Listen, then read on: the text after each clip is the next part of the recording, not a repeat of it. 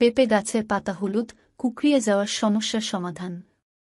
পেঁপে গাছের পাতা হলুদ কুঁকড়িয়ে যাওয়ার সমস্যার সমাধান ও সতর্কতার কারণে ফলন অনেকাংশেই কমে যায়।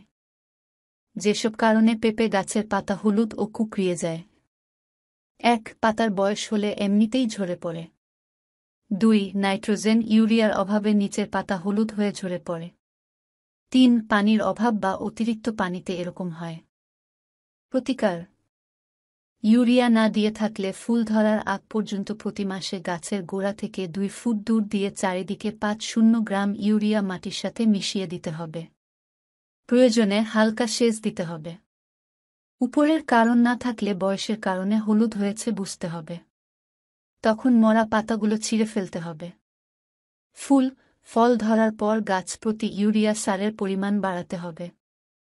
কচি পাতা হলুদ হলে বুঝতে হবে সালফারের অভাব হয়েছে। তখন থিওভিট বা মাইক্রোথিওল বা অন্য কোনো সালফার সমৃদ্ধ সার দিতে হবে। যদি পাতায় সবুজ আর হলুদ রঙের মিশ্রণ থাকে ও পাতা কুঁকড়িয়ে যায় তবে বুঝতে হবে ভাইরাস রোগ হয়েছে। সাদামাছি, মিলিবাগ, জাগপোকা ভাইরাস রোগ ছড়ায়। তাই রোগ হওয়ার আগেই ইমিটাফ বা টাফগোর বা এডমায়ার বা একতারা যে কোনো একটি স্প্রে করতে হবে।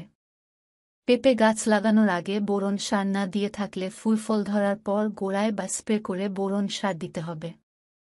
প্রতি লিটার পানির সাথে ১ মিলি বা ১ গ্রাম হারে মিশাতে হবে। এতে করে ফলের আকার আকৃতি ভালো হবে। সাধারণত উপরের পাতায় ভাইরাসের লক্ষণ দেখা যায়।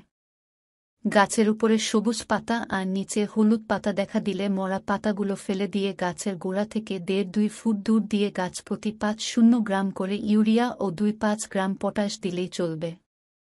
পটাশ না দিয়ে থাকলে সেটাও একই হারে দিতে বলবেন। ফুল ঝরে যাওয়া সমস্যা মনে হলে প্রতি লিটার পানির সাথে হাফ চা চামচ ইউরিয়া ও ১ চিমটি থিওভিট মিশিয়ে বিকেলে স্প্রে করতে হবে।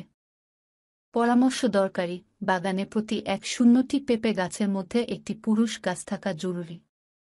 এতে সঠিক পরাগায়ন হবে। ফল টিকবে বেশি। গাছের গোড়ায় পানি জমতে দেয়া যাবে না। শুকিয়ে গেলে প্রয়োজনীয় সেচ দিতে হবে। রোগ হয়ে গেলে ভালো করার উপায় নেই। তখন গাছ উঠিয়ে ফেলতে হবে। তাই আগে থেকেই পোকা দেখামাত্র বা প্রতি মাসেই স্প্রে করতে হবে।